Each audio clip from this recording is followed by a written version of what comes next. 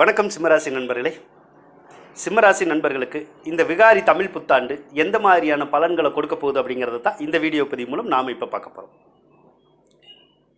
சிம்மராசிக்காரர்களை பொறுத்த வரைக்கும் கடந்த சில வருடங்களாகவே சிரமப்பட்டுக்கிட்டு இருக்காங்களா அப்படின்னு கேட்டிங்கன்னா சிரமப்பட்டுக்கிட்டு தான் இருக்காங்க.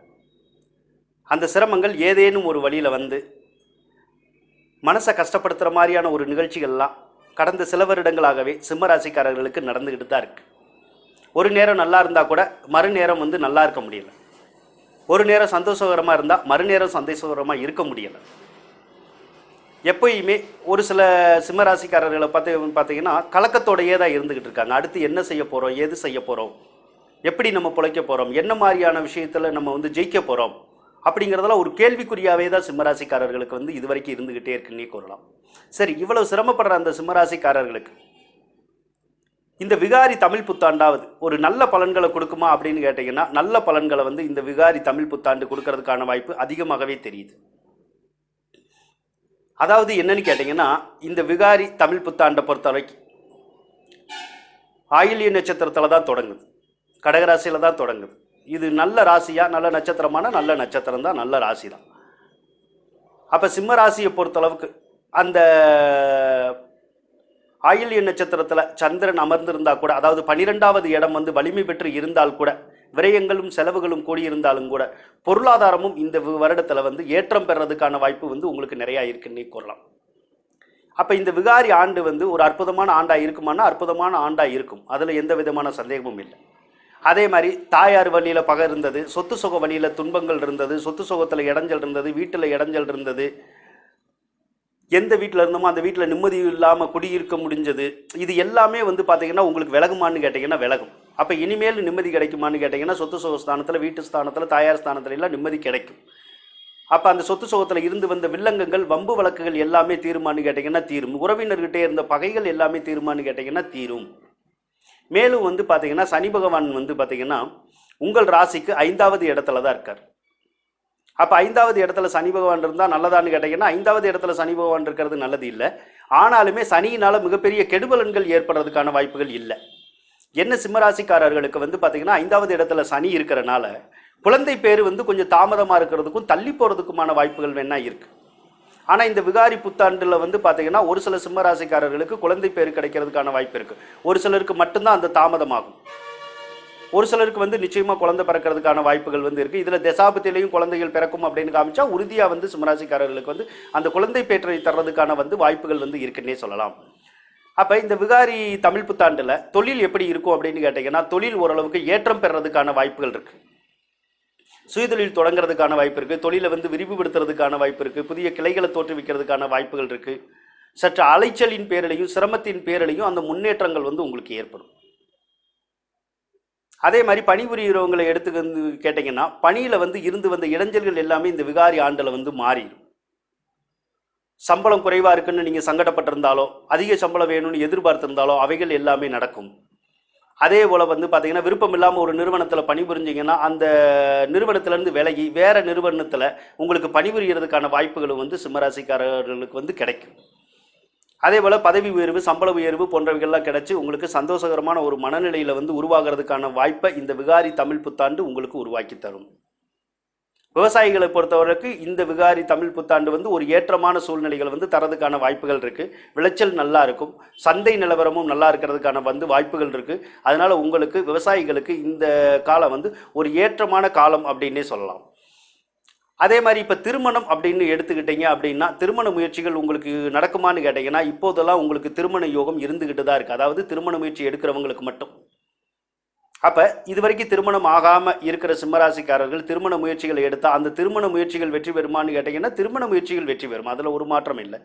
அதே மாதிரி கணவன் மனைவிக்குள்ள அந்யோன்யம் இருக்குமான்னு கேட்டிங்கன்னா கணவன் மனைவிக்குள்ள அந்யோன்யம் இருக்கும். நண்பர்கள் மத்தியிலாம் ஒரு நல்ல சுமூகமான பலன்கள் ஏற்படுறதுக்கெல்லாம் வாய்ப்புகள் வந்து உங்களுக்கு நிறையா இருக்குது அப்படின்னே சொல்லலாம் சிம்மராசிக்காரர்களை பொறுத்த வரைக்கும். மேலும் வந்து பார்த்திங்கன்னா பொருளாதாரத்தை பொறுத்தளவுக்கு இந்த ஆண்டு வந்து ஒரு சிறப்பான ஆண்டு அமையுமானா சிறப்பான ஆண்டு அமையிறதுக்கான வாய்ப்புகள் வந்து உங்களுக்கு அதிகமாகவே இருக்குது. அதனால் இந்த விகாரி ஆண்டில் வந்து பார்த்திங்கன்னா உங்களுக்கு பொருளாதார சூழ்நிலை வந்து உயரும்.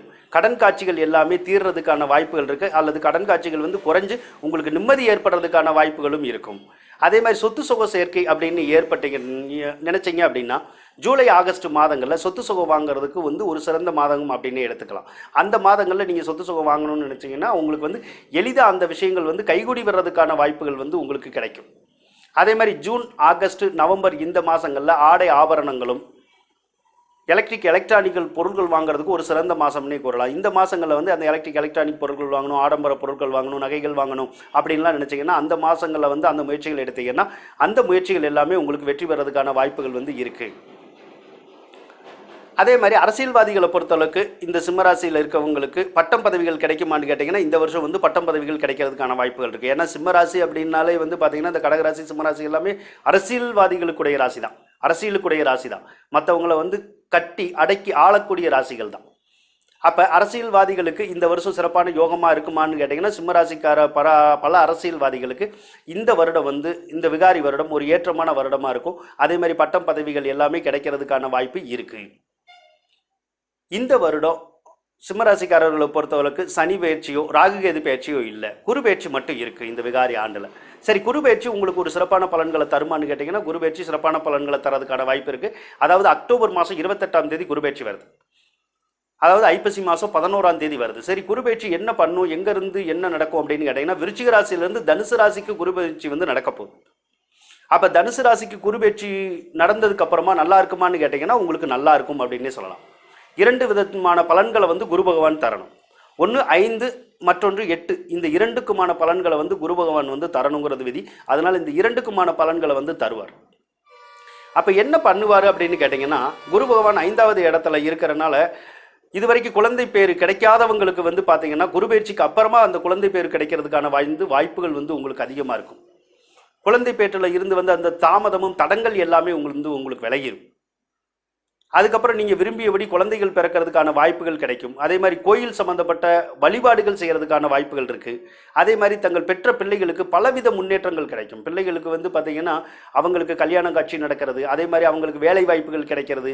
இந்த மாதிரியான ஒரு அற்புதமான பலன்கள்லாம் இந்த குரு பயிற்சிக்கு அப்புறமா வந்து உங்களுக்கு சிம்மராசிக்காரங்களுக்கு வந்து நடக்கும். அப்போ சிம்மராசிக்காரர்கள் பெற்ற பிள்ளைகளுக்கு ஏற்றம் கிடைக்குமானா குரு பயிற்சிக்கு அப்புறம் அந்த பிள்ளைகளுக்கு வந்து அபரிதமான அற்புதமான பலன்கள் பெற்று ஏற்றமான ஒரு காலத்தை வந்து இந்த விகாரி ஆண்டில் வர்ற குரு பயிற்சி வந்து உருவாக்கி தரும். மேலும் அஷ்டமஸ்தானத்துக்கும் குரு சம்மந்தப்படுறதுனால எல்லாமே தடங்களுக்கு பின்னாடி நிறைவேறணுங்கிறதா விதி. அப்போது சில தடங்கள் எல்லா காரியத்தில் இருக்குமான்னு கேட்டிங்கன்னா சிம்மராசிக்காரர்களுக்கு குரு பயிற்சிக்கு அப்புறமா வந்து பார்த்திங்கன்னா சில தடங்கள் இருக்கும்.